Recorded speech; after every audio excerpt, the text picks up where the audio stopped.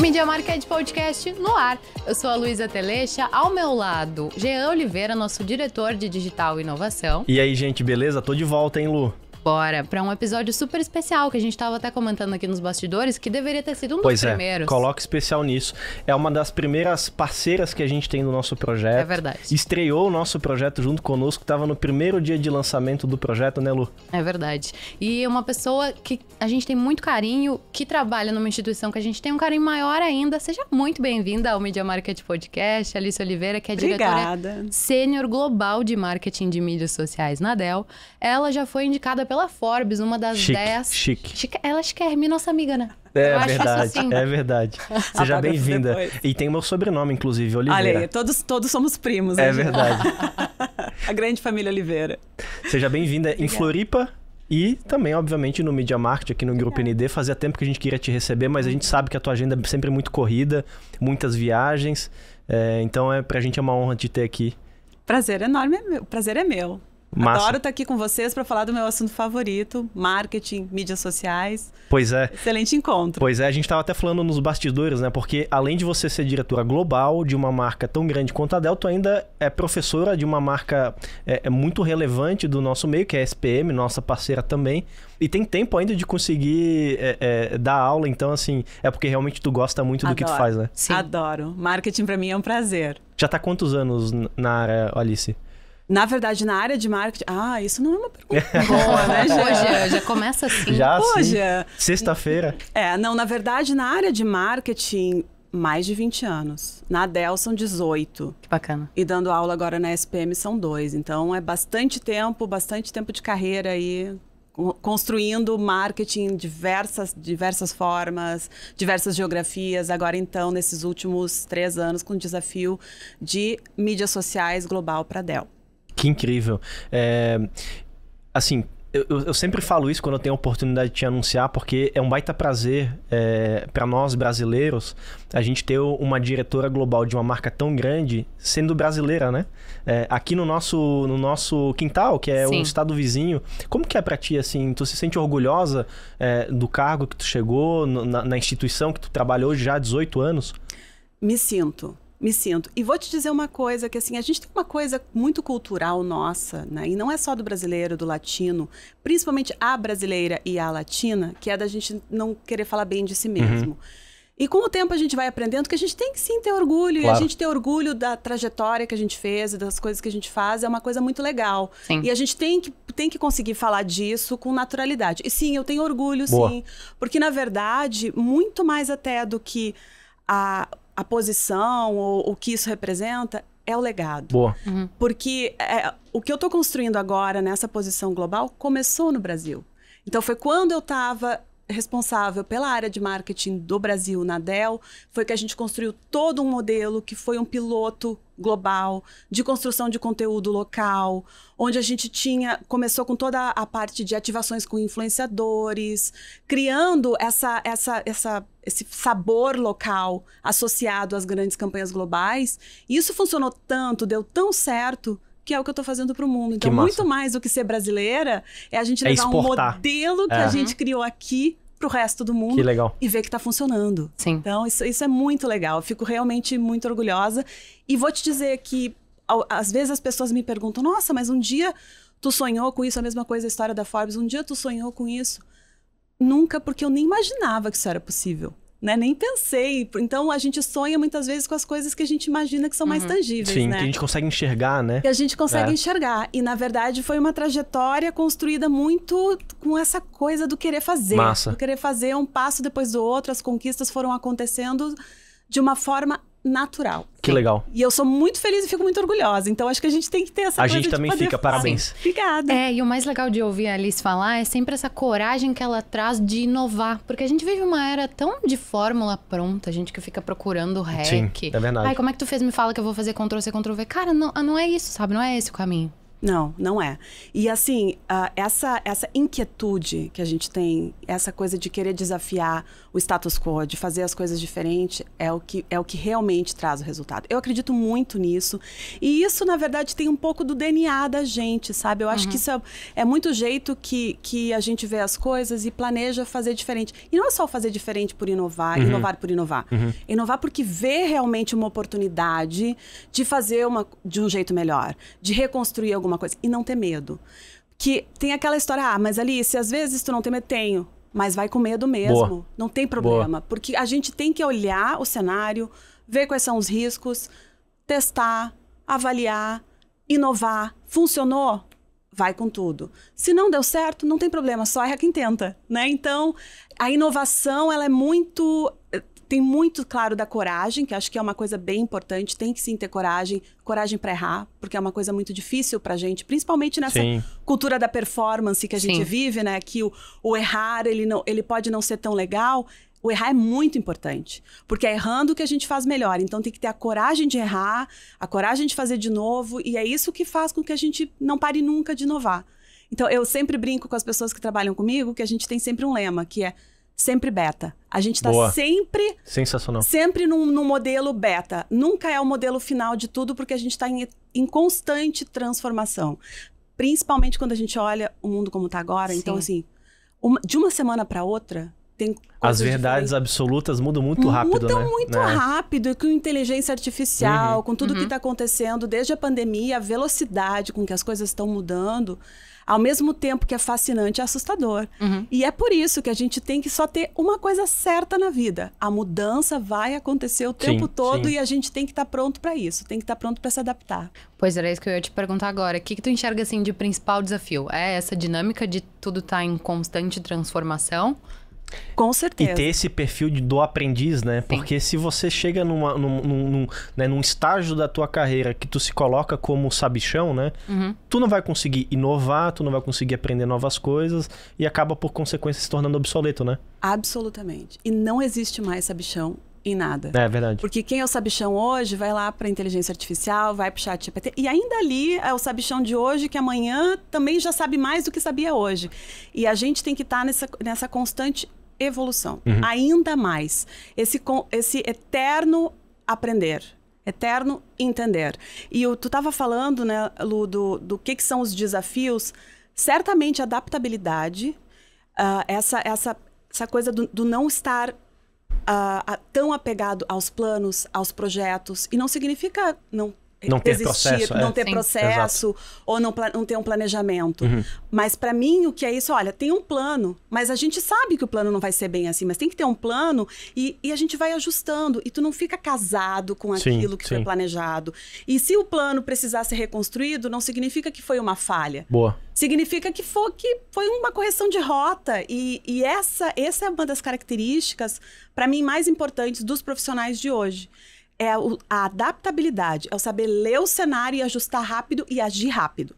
Porque hoje a gente não tem mais o tempo para estar 100% pronto. Eu preciso primeiro ver todas as informações, fazer todas as análises, não vai existir. Ter certeza de que aquilo que eu vou fazer vai funcionar e... Não existe, não existe. A gente tem que, olha, vi 70%, dá? Sim, planeja para os 30% que pode estar errado, um plano B. Boa. E segue.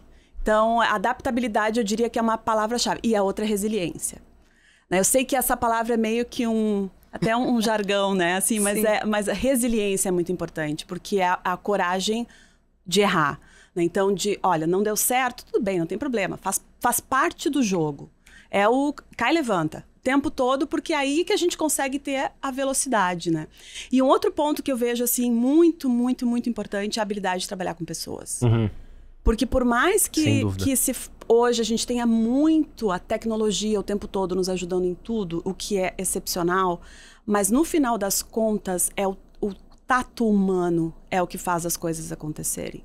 E essa capacidade de mover as pessoas, de engajar as pessoas, de mostrar um direcionamento para que as pessoas enxerguem a mesma coisa que tu está enxergando e possam sentir que elas têm o espaço para contribuir. E se mover em direção àquilo, né? Isso. E contribuir. E se sentir, sentir que tem a abertura para discordar, para essa diversidade, o saber gerenciar a diversidade e levar as pessoas junto é muito importante. Eu até acho que a tecnologia vai fazer com que as pessoas, de maneira geral, tenham menos habilidade com interação sociais e, por consequência, o líder vai cada vez mais ter mais necessidade de competência de gestão de gente, porque as pessoas vão ter mais dificuldades de se colocar numa posição de aprender, de se desenvolver, de receber um feedback crítico que às vezes ela não vai saber reagir em relação àquilo, né? Concordo. Então a tecnologia me parece que ao mesmo tempo que ela aproxima, ela distancia, né? Sim. Concordo. E ao mesmo tempo que muita gente fala sobre inteligência artificial, aumento de produtividade, eu já acho que o que a gente mais ganha com isso tudo é de fato a gente poder exercer com maior tempo e energia aquilo que é inerentemente humano, que é isso que você estava trazendo. Pô, deixa essas coisas que a máquina pode fazer para a máquina fazer mesmo. Vamos se concentrar no que realmente importa. E quando a gente pensa, né, que hoje, com a tecnologia que temos hoje, 50% das posições que existem dentro das empresas hoje podem ser facilmente substituídas ou por um algoritmo ou por tecnologia. 50% hoje, como está? Imagine daqui a um ano com a evolução das coisas como está. Ah, mas isso quer dizer que 50% dos empregos vão desaparecer? Não, não é isso.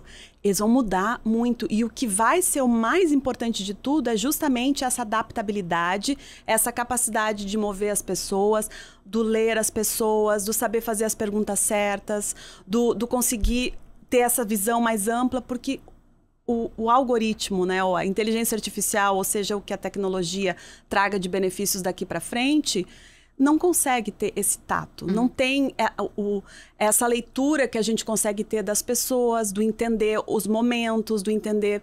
E aí, falando de marketing, né, o comportamento do cliente, tem algoritmos que pode predizer comportamento, mas essa coisa da leitura, do ajustado, do prever, que é muito do humano e do mover as pessoas para a mesma direção, o tirar o melhor das pessoas, né, no sentido de que todo mundo cresça junto, isso é humano, isso não vai ser substituído. E aí é onde eu acho que está a beleza da vida profissional e principalmente do que a gente está construindo daqui para frente, porque cada vez mais esse é o profissional que vai ser valorizado, né, esse é o profissional que vai conseguir dar a mão para todo mundo e fazer com que as pessoas se movam juntas, né? Sensacional.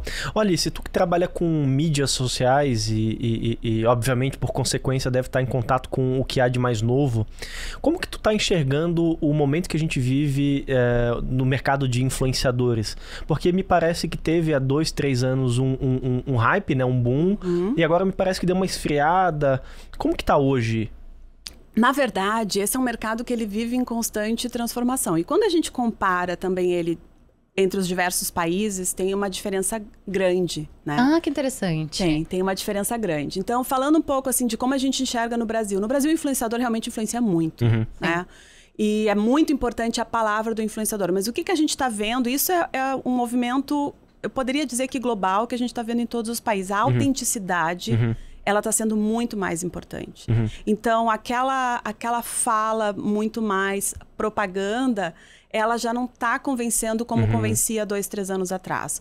O que eu acho que é muito óbvio, né? Então, precisa ser uma coisa autêntica, precisa ser... O influenciador, ele consegue influenciar naquilo que ele consegue mostrar que é real, que é sincero, que ele realmente vê o benefício.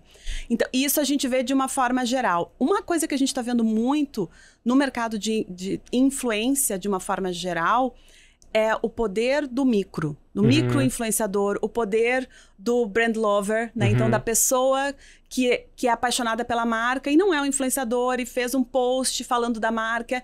E aquilo tem muito mais poder ainda do que os grandes... Obviamente que os grandes influenciadores têm muita influência, principalmente porque eles sabem fazer uma produção de conteúdo que conecta com as pessoas e conseguem fazer... trazer a mensagem dos produtos adequado de forma autêntica. Claro que isso permanece, mas os micro-influenciadores e o UGC, né, que é o conteúdo feito pela própria pessoa de forma natural, porque tu gosta de um determinado produto e faz um post, isso tem tá cada vez mais aumentando a relevância no mercado. Então, a gente vê muitas marcas hoje trabalhando com programas de embaixadores de marca, que são... Até de afiliação, eu tô vendo um movimento crescendo bastante, né? Muito, um movimento de afiliação. E desses pequenos embaixadores de marca, que são pessoas... né? Pessoas normais, como nós somos normais. Não que o influenciador não seja normal, mas assim, né? Que eu tenho ali meia dúzia de seguidores. E já tem uma capacidade de poder influenciar. Exato. Então, assim, e através daquilo ganhar uma grana, né? Isso mesmo. Então, isso é o que eu vejo, assim, da grande mudança, né? Que cada vez mais os micros têm mais poder. E o que é autêntico da marca, as pessoas que falam de coração sem ser influenciadores e acabam tendo mais voz quando se posicionam por amor ou ódio, né? Porque, obviamente, essas duas coisas têm poder, influenciam, realmente tem uma relevância muito grande, né, no mercado. E o Brasil sempre está figurando entre os principais países que mais tem tanto influenciadores quanto consumo de redes sociais, inclusive, sim, né? Sim. Na última análise que eu vi, o Brasil só perde para a Finlândia, que, aliás, é uma coisa bem interessante, que só na Finlândia eles usam mais redes sociais do que a gente. E a gente está crescendo cada vez mais. Se eu não me engano, a última análise eram mais de 3 horas e meia por dia que o brasileiro usa de redes sociais, que é bastante. É demais, é demais. Né? Eu sempre falo que... inclusive existe uma lei chamada Lei de Burke, que é uma lei de usabilidade, que diz que você tende a replicar o comportamento do local onde você passa mais tempo. Então, como o brasileiro fica lá 3, 4 horas em média por dia nas redes sociais, quando ele sai das redes sociais, a maneira como ele interage, ou ele consome informação, ou engaja, acaba sendo de uma maneira, de uma mecânica muito parecida com as redes sociais, né? Tu enxerga isso? Enxergo isso, sim. E principalmente quando a gente vai para as gerações mais jovens. Então, a gente vê que influencia não somente o hábito de consumo, mas influencia muito a vida, a forma como a pessoa se comporta com os seus amigos, a forma como se comunica. As redes sociais têm um poder muito grande hoje, a gente vê isso aumentando cada vez mais, né? Porque, e principalmente com o advento de inteligência artificial, tem muito movimento das plataformas hoje de integrar o conversational commerce ou social commerce dentro da plataforma. Existem projetos, inclusive, de trazer a transação para dentro da plataforma, né? A plataforma ter uma forma de pagamento própria da plataforma. Como a gente vê, por exemplo... O Vimeo acabou de lançar, inclusive, né? Lançou? Como é que eles chamam? E-Shopper? Eu acho que é alguma coisa assim. E a gente vê, por exemplo, na China tem o WeChat, que é uma ferramenta, é um super app, né? Tem tudo lá dentro, né? Tudo lá dentro, inclusive o dinheiro, né? Então, inclusive... A conta bancária, né? A conta bancária, exato. E é esse o movimento que a gente está vendo outras plataformas também fazendo. Então, a gente observa muito, se espelhando muito no WeChat, no Line, que é o que tem no Japão, né? O WeChat na China, porque realmente são super apps, onde é a rede social, é o Uber, é o supermercado, é o banco, pensa em todas as coisas que a gente faz hoje, né? Desde a reserva do hotel, a passagem para uma viagem, tudo ali. E a gente vê esse mesmo movimento. E isso tudo junto agora com inteligência artificial, para que cada vez mais o que tu diz, o que tu fala, dentro de uma rede social, já dispara ali todos os triggers para te trazer outros conteúdos ou produtos que sejam adequados. E isso acaba te colocando dentro de uma jornada de compra, de consumo de conteúdo de uma rede social que ela é única, né? Então, ela é desenhada para cada uma das pessoas, porque é muito com base no que tu tá fazendo, na informação, né, que tu tá consumindo, e que a Alice não é igual ao Jean, que não é igual a Lu. Então, as coisas que a gente olha ali, elas estão muito mais... Elas são muito únicas. E a gente está caminhando cada vez mais para isso, para essa... E para personalização. Personalização. Para o 1 a 1 mesmo, né? Dentro de rede social e através da utilização de inteligência artificial para essa leitura e essa conexão do que tu procura, os assuntos que tu gosta, com o que existe lá dentro, não somente de conteúdo, mas também de produtos à venda, essa conexão ela está sendo muito mais rápida e muito mais eficiente a partir de agora. E Alice, no passado, a gente tinha as redes sociais meio que como um monopólio, né? O Orkut ficou por muitos anos, era só o Orkut. Agora tu te entregou, hein? Agora, pois é, viu? E aí depois veio o Facebook que matou o Orkut. Sim. E aí depois veio o Insta que não matou o Facebook. E aí veio o TikTok que não matou o Insta e não matou o Facebook. E aí tem o Twitter. E aí as novas redes sociais estão chegando, mas tá todo mundo aí. As pessoas estão usando mais de uma rede social, tem o LinkedIn. Como que tu enxerga o futuro dessa relação das pessoas com as redes sociais? Tu acredita que vai ser fragmentado mesmo? Vai ter diversas redes sociais diferentes? Todo mundo tá lá, todo mundo tá usando, cada um com seu propósito, nichada? Como que tu entende? Eu acredito que sim, porque elas são diferentes e elas vão continuar diferentes. Então, quando a gente olha para o LinkedIn tem seu propósito. O seu propósito muito claro, que é muito diferente do Instagram. O Instagram tem outro propósito muito claro, que é muito diferente do Twitter ou do X, agora, né, do X agora, que é... Então, assim, os propósitos, eles são muito claros. Ou a gente vai para Snapchat, que no Brasil não é tão usado, mas fora do Brasil é muito utilizado. Cada um tem o seu propósito. Então, eu não vejo que vai existir uma única plataforma. Um monopólio, né? Não acredito. O que eu vejo é que todas as plataformas estão muito ligadas no que as outras estão fazendo, né? Então, a gente vê lá no YouTube o Shorts, que veio do Instagram, né? Que, na verdade, veio do Snapchat. Né? Que foi lá que começou esse conteúdo rápido, como filtro. Muitos dos filtros também vieram de lá. Então, essas coisas, elas vão sendo copiadas, né? Mas cada uma delas tem o seu propósito e tem a sua audiência, que é bem específica. O conteúdo que é produzido e consumido no TikTok, ele é diferente do que é consumido e produzido no Instagram ou no Facebook. É bem diferente, né? Porque o TikTok, embora ele tenha nascido muito mais como uma plataforma de entretenimento, né? Ele acabou se tornando também agora uma plataforma de educação. Né? Então, quer aprender a fazer alguma coisa, mas tem que ser mais leve. Tem que ser mais leve, tem que ser mais divertido, tem que ser mais engraçado. Tu não vê grandes produções no TikTok. O TikTok, ele é mais natural, eu diria assim. Né? E no Instagram, a gente vê um mundo com um pouco mais de produção. Né? A plataforma já pede isso, embora também tenha o espaço para as coisas que são menos produzidas. A autenticidade, ela sempre é importante em todas, né? Mas eu diria que o Instagram, ele aceita um pouquinho menos de autenticidade. O TikTok já não aceita. É verdade. Falta de autenticidade, né? E eu acho que me parece que por conta dessa fragmentação, essa quantidade de plataformas que vão sempre coexistir, cada um com seu propósito, o profissional de mídias sociais se torna cada vez mais relevante nesse contexto, né? Muito, muito, muito relevante, porque é esse entendimento da penetração de cada uma das plataformas, do comportamento das audiências dentro das plataformas, o que cada pessoa de cada audiência está procurando. Então, se o meu público-alvo é o pequeno empresário, o que o pequeno empresário vai fazer no LinkedIn? O que ele vai fazer no Instagram, no Facebook, no TikTok? Quais são as plataformas que ele mais usa, que ele está presente?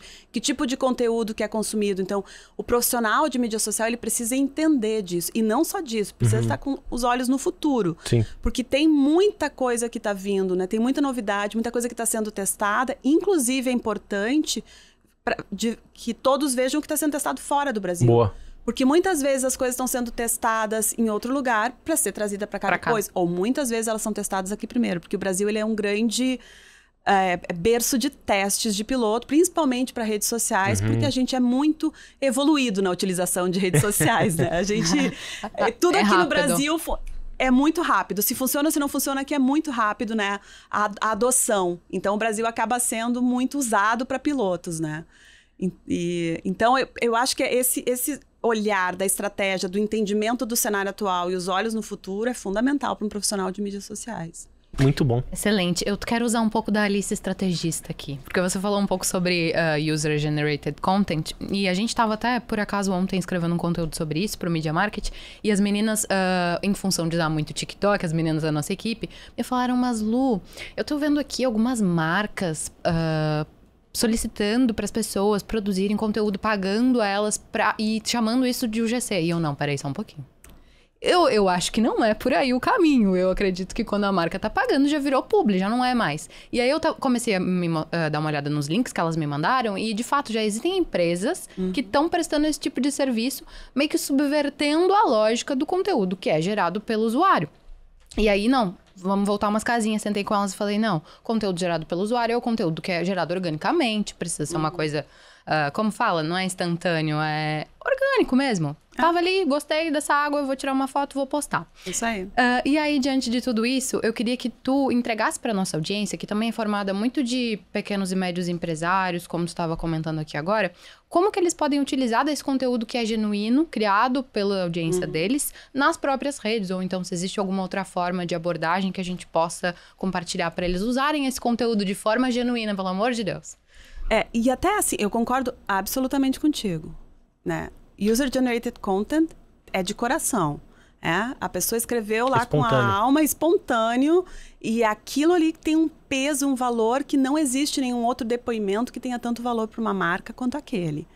No momento que tu cria um programa que paga as pessoas para fazer os seus depoimentos, para fabricar depoimentos, isso é uma outra coisa que tu pode chamar, por exemplo, um programa de embaixadores da marca, que tu pode registrar as pessoas e essas pessoas vão te representar, mesmo que sejam esses micro-influenciadores, que é o que normalmente...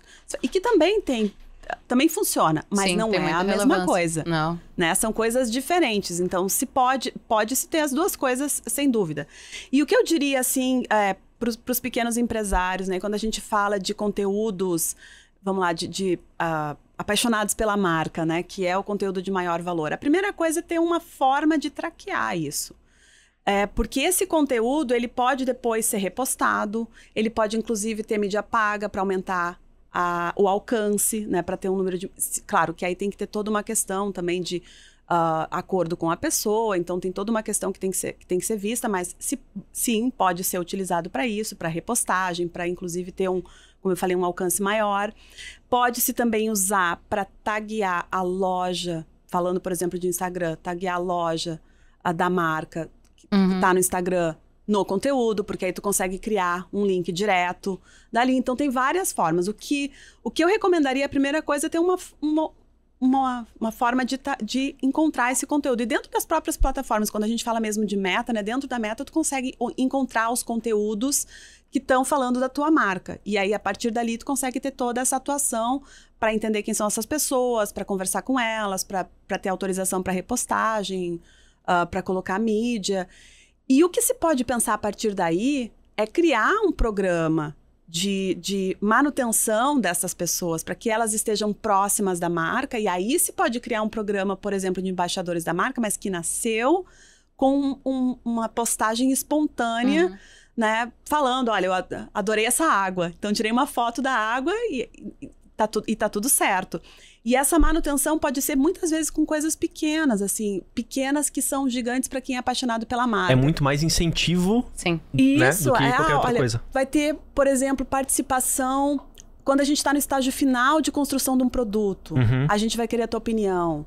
Ou, olha, a gente vai escolher aqui, não sei, eu sou um fabricante de salgadinhos. Então, eu quero a tua opinião. Ó, tem aqui 10 sabores. Quais desses 10 tu acha que a gente deve priorizar? Porque aí a pessoa se sente parte, né, pertencente, como se tu tivesse uma cadeira, né, um lugar dentro da empresa onde tu participa da estratégia, pode ter acesso a eventos com exclusividade, pode ter descontos, pode ter acesso antes dos outros. Então, vai ter um lançamento de um produto, essa pessoa recebe antes de todo mundo. Então, pode criar um conjunto de benefícios que não necessariamente eles vão ser benefícios financeiros, porque eu acredito muito mais na manutenção dessa conexão com a marca através de benefícios que são inerentes à própria marca, né? Na construção da estratégia, na construção da mensagem. Olha, eu vou fazer uma nova campanha. O que tu acha? Eu tenho 3 mensagens aqui. Isso tem um valor enorme. Então, a gente vê isso funcionando muito, né? Várias marcas atuam e eu vejo isso muito também em outros lugares. Ontem mesmo eu estava revisando um programa no Japão. E é interessante porque o Japão ele é um mercado muito, muito diferente do Brasil. E muito diferente. Todos os países eles são únicos, mas o Japão... O Japão é mais único, né? E os programas de embaixadores de marca lá, eles têm um poder gigantesco. Então, a gente vê eu falei do salgadinho, porque ontem ainda a gente estava revisando isso. Então, desde o salgadinho até a empresa que faz... empresa de serviços, então de seguros... com embaixadores de marca. E que começam assim. Encontram quem são os brand lovers, ali as pessoas que são apaixonados pela marca, e a partir daí tem essa manutenção. E são programas, muitos deles, que já tem 5, 6 anos. E que, assim, se a gente pensa onde estava o mercado de influência há 5, 6 anos atrás e onde está hoje, isso se mantém, né? Porque essa conexão, esse acesso com exclusividade é uma coisa que realmente... apaixona ainda mais as pessoas. O fato de ver, olha, realmente, né, eu sou apaixonada pela Lu, adoro ela, fiz um post e ela tá me contando mais, né? Ela tá me trazendo para dentro da casa dela. Isso tem um valor absurdo. E isso faz com que a pessoa seja mais apaixonada e veja mais valor na marca ainda, né? E isso já se conecta, já tem uma intersecção com a estratégia de comunidades também, né? Muito, sim. E no Brasil isso está crescendo? Assim, trabalhar comunidades de maneira estruturada como uma estratégia de comunicação e marca? Muito, muito. E tem alguns mercados, por exemplo, o mercado gamer é um mercado que ele nasceu, cresceu verdade. E ele é baseado em comunidades, né? Então, a comunidade, neste mercado, isso também é em todos os lugares, não é só no Brasil, o comportamento é muito parecido, mesmo quando a gente vai para países que têm a cultura mais diferente da nossa, como Japão, como China ou como Alemanha. A comunidade gamer, ela é muito sólida e ela é muito conectada e ela é global. Porque como os jogos, eles são também muitas vezes jogados em inglês e tem acesso, né? Quem joga online pode jogar com qualquer pessoa de qualquer lugar. Então, essas comunidades, elas são muito fortes. Então, esse mercado, ele continua. E para os outros, a gente vê essa comunidade por afinidade cada vez mais forte. Então, as pessoas procurando a opinião de pessoas que têm afinidade e essa conexão, esse contato, essa troca, ela se torna cada vez mais importante. Tem um elo em comum entre aquelas pessoas, Tem um elo né? em comum. Então, a gente vê muito as marcas explorando, e aí é importante a autenticidade para explorar, né? Então, para tu se apropriar de um tema de uma comunidade, vou dar um exemplo, mulheres, né? Então, a gente vê muito conteúdo de empoderamento feminino, muitas marcas que estão trazendo isso. A gente vê a própria Dove, por exemplo, é um grande exemplo, né? De Natura, Boticário, que tem muito essa coisa da diversidade. Então, são marcas que podem se apropriar e podem criar essas comunidades e podem alimentar essas comunidades, porque tem realmente uma grande aderência da marca com o que é o ideal de uma comunidade de mulheres que estão buscando o seu espaço, de mulheres que querem crescer profissionalmente. Esse é sempre o cuidado, né?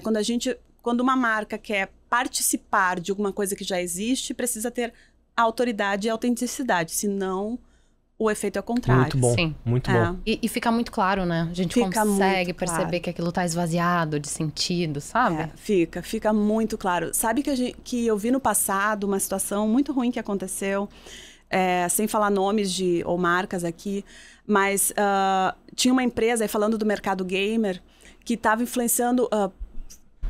tinha um esforço muito grande de comunicação para trazer as mulheres para o mercado gamer, para os campeonatos, para os jogos, com respeito, né? Porque, principalmente quando a gente fala dos jogos online e de jogos que são mais violentos, né?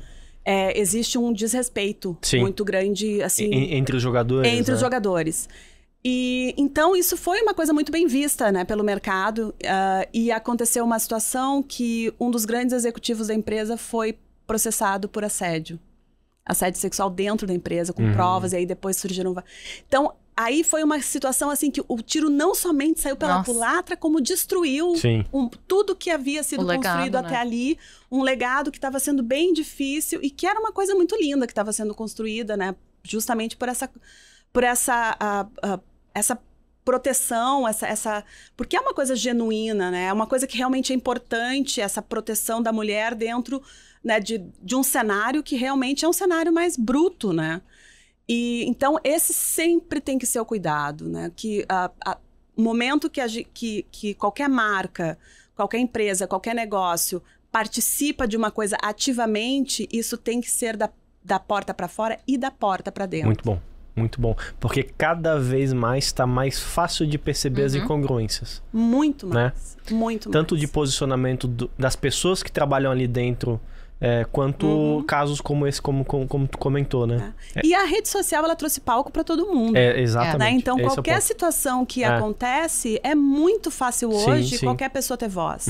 Que bom, né? Sim. Então, assim, e por isso é tão importante que seja tudo muito genuíno, que seja verdadeiro, porque vai vir à tona, vai aparecer, vai ser trazido, porque todas as pessoas hoje têm palco, têm espaço para falar e têm voz, né? E é importante que sempre isso seja considerado no momento que se faz qualquer tipo de posicionamento de marca, porque é sempre arriscado no momento que tem uma bandeira muito importante, ou que tu quer participar de uma comunidade de uma forma muito... É fundamental que seja de alma. Boa, né? boa. Ô Alice, que conselhos tu daria para os profissionais de marketing, especialmente de redes sociais, para utilizar de maneira estratégica e inteligente a inteligência artificial? Porque eu percebo que muitas pessoas estão simplesmente jogando prompts que não tem nada de criativo, vem o resultado mais ou menos, e para economia de tempo posta de qualquer jeito, não querer conexão, não querer nenhum tipo de engajamento na postagem, ou no conteúdo, ou no roteiro daquele vídeo que a pessoa está produzindo. Para mim, a inteligência artificial, ela é um facilitador, né? É um atalho. Então, olha, se eu precisava antes dar 10 passos para chegar no meu objetivo, com o uso da inteligência artificial, agora talvez eu dei 6, 4. Mas o que não pode ser substituído? A estratégia. E a estratégia de rede social, ela tem que fazer parte de uma coisa maior. Porque ela não existe somente... De forma isolada, De forma isolada. Claro que ela vai mexer alguns ponteiros, mas existe uma coisa maior de percepção de mercado. Porque a rede social, ela tem um papel, né? Tem muito papel do engajamento, muito papel do passar a mensagem de uma forma mais fácil, mais tangível, mais leve, mas existe todo um outro ponto que é importante olhar, né? Que olha aqui, mas qual é a minha mensagem de marca? Onde está a minha audiência? Qual é a minha construção aqui mais para médio e longo prazo? E a rede social, ela é uma parte dessa estratégia.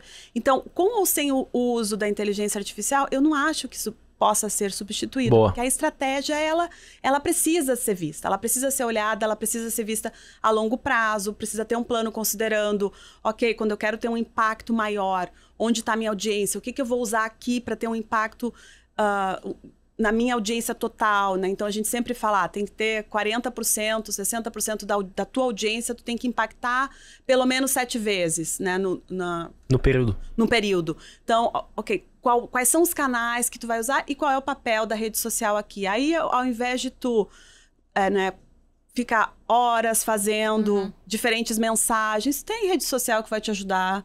Desculpa, tem inteligência artificial que vai te ajudar a escrever mais fácil, a testar mais fácil. A desdobrar eventualmente. A desdobrar mais fácil. Variações, então, né? Variações. E esses são os atalhos. Mas eu não vejo hoje como substituir a visão, né? Porque a visão é o que a gente tem que construir, que é o mais importante.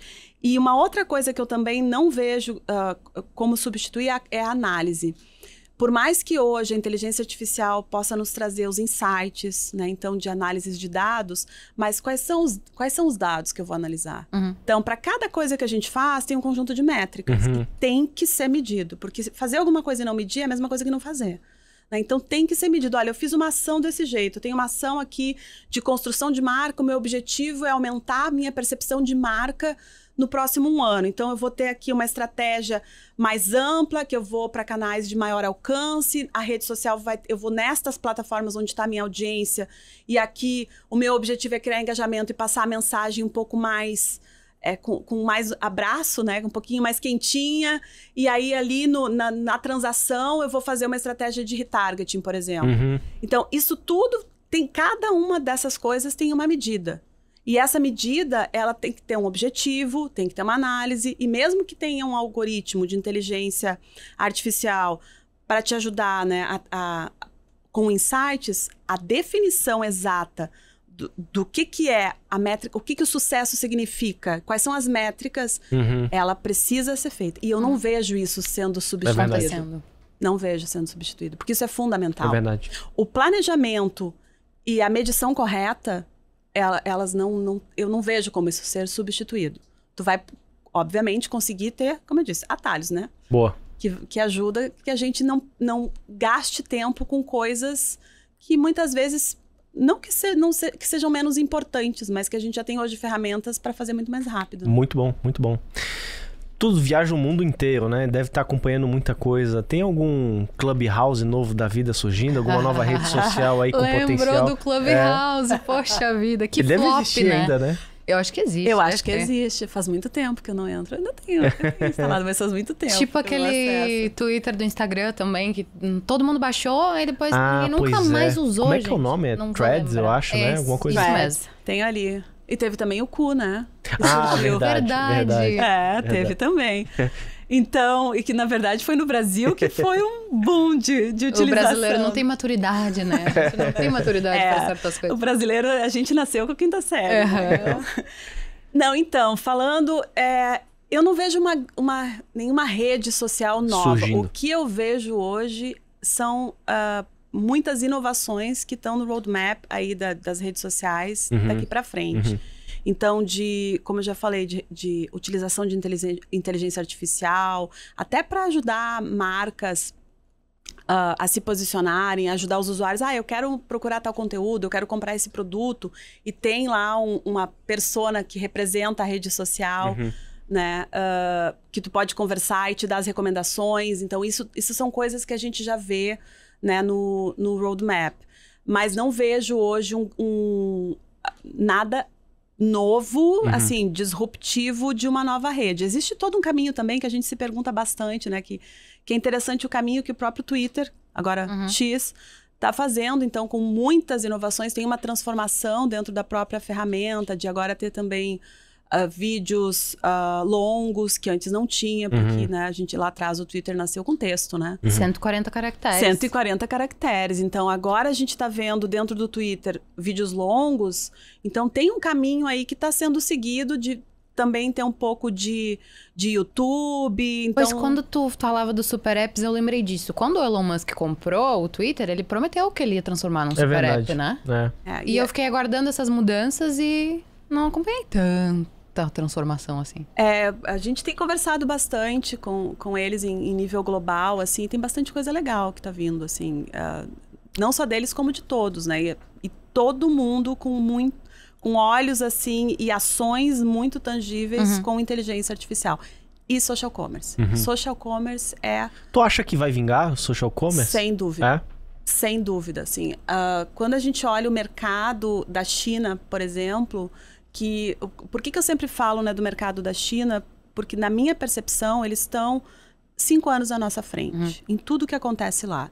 Então, inclusive, se a gente olhar para 5 anos atrás, onde a gente está hoje é onde eles estavam. Tá, né? Entendi.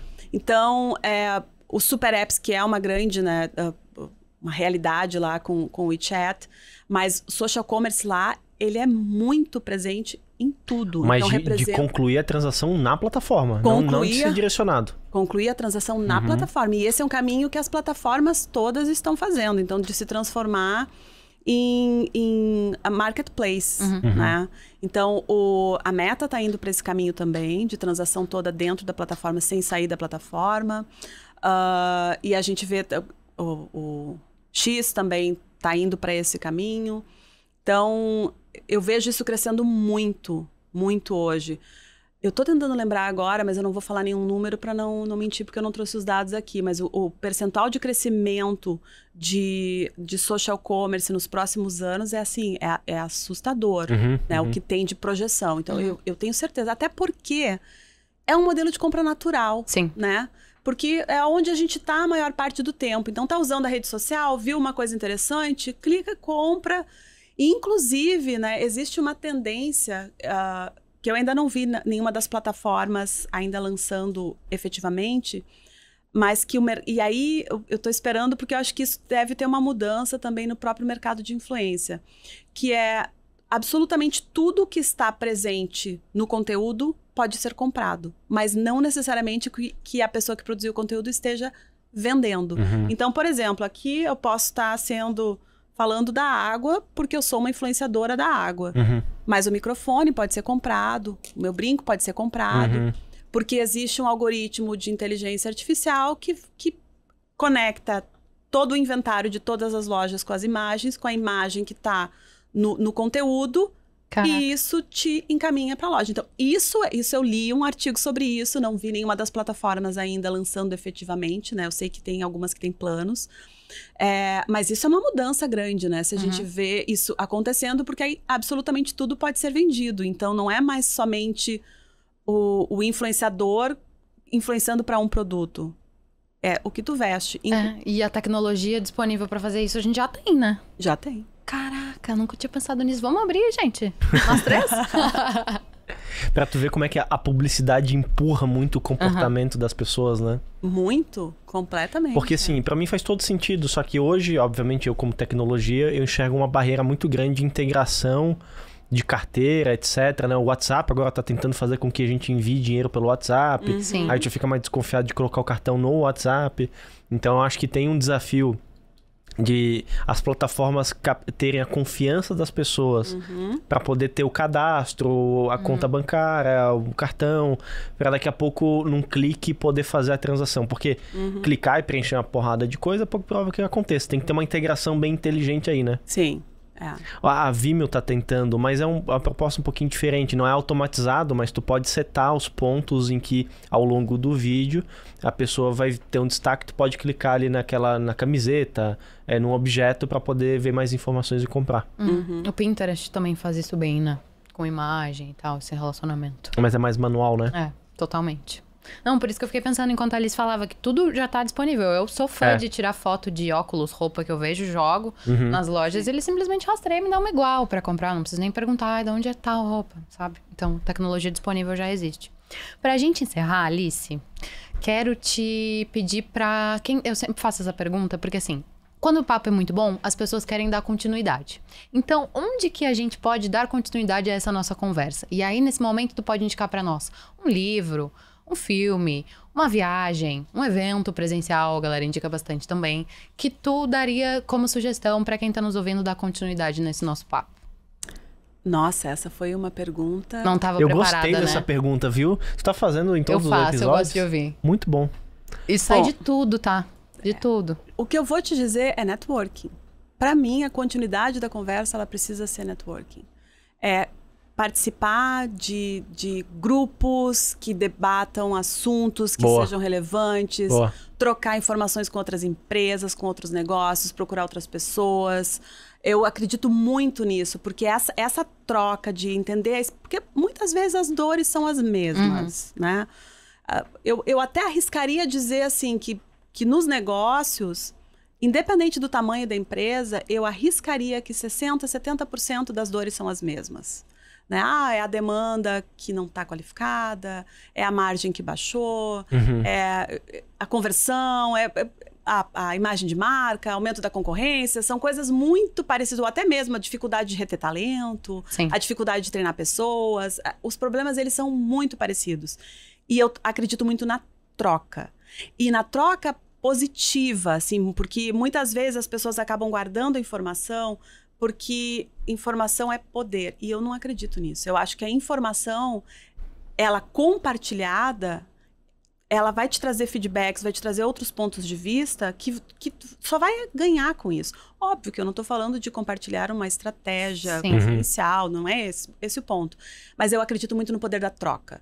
Então, a recomendação que eu daria é procurem grupos, procurem pessoas, procurem essa interação, porque estudar, vai procurar muitas vezes até cursos de coisas que não estão totalmente ligados com o que tu faz, Porque isso vai trazer outros pontos de vista, né? Repertório, né? Isso mesmo. Diversidade de repertório, diversidade de feedbacks, diversidade de opiniões.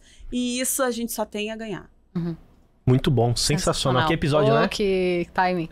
Pois é. Sim, muito bom. A gente tava já empolgado pra te receber, Alice, que a gente tinha certeza que esse papo ia ser bacana. Tenho certeza que quem tá nos ouvindo curtiu também. Nossa, quase me engasguei agora tomando água. Alice, obrigado demais por ter vindo aqui. Você é de casa já, né? Já participou de 2 roadshows, foi o primeiro. Então, assim, fica sempre à vontade para poder participar de próximos episódios quando você quiser. Tá sempre convidada. Obrigado pela tua presença. E... bora pro próximo, né? Estamos nos encaminhando para o 100º episódio de Media Market Podcast. Quase lá. Não, e assim, contem sempre comigo. Um prazer enorme estar aqui. Adoro esse bate-papo. Poderia ficar aqui mais 4 horas falando sobre isso. Mas aí também não sei se a gente já tem muita audiência para mais 4 horas, né? Mas obrigada pelo convite. Prazer enorme. Adorei o papo. E fico sempre à disposição. Muito bom. Que tenhamos muito mais roadshows, muito mais podcasts, muito mais momentos juntos, que eu adoro. Já sou de casa, né? Isso aí, boa. Sinta-se em casa, muito obrigada. Eu encerro dizendo que você que está nos ouvindo pode encarar todos os nossos episódios em media.market/podcast. Tchau, tchau. Valeu, gente.